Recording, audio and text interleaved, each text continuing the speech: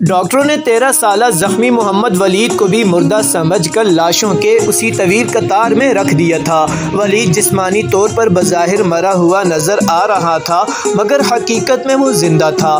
اس نے بولنے کی کوشش کی، لیکن لفظ دم توڑ چکے تھے۔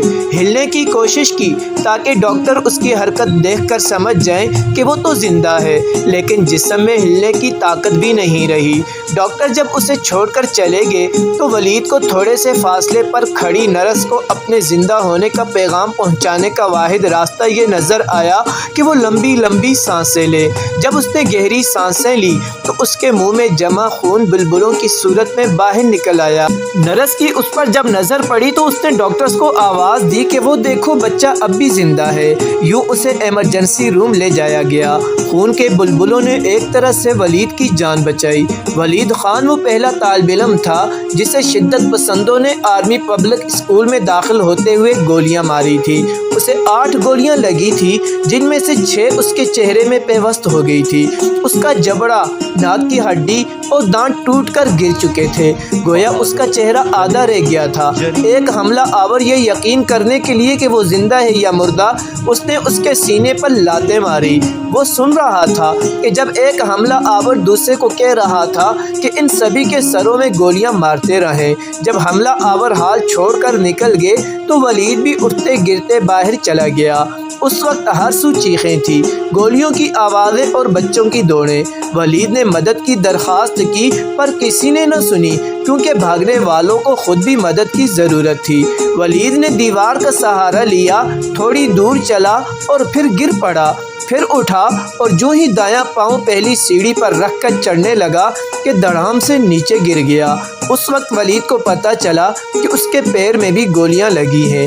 اب وہ سیڑھیوں کے پاس اوندے منہ پڑا ہے اور خوف کے عالم میں بھاگنے والوں کے پیروں کی خاشاک بنا ہے۔ جو بھی آتا ہے ولید پر پسے گزر کر سیڑھیاں چڑھتا ہے۔ اب اس کی ہمت جواب دے گئی تھی۔ وہ کھسکا اور گھٹنوں کے بل 7ویں جماعت کی کلاس تک پہنچ کر ڈھیر ہو گیا۔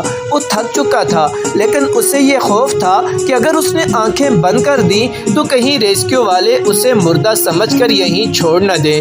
خود کو ہوش میں رکھنے کے لیے اس نے اپنے زخمی پیر کو مکوں سے مارنا شروع کر دیا تاکہ درد کا احساس ہو۔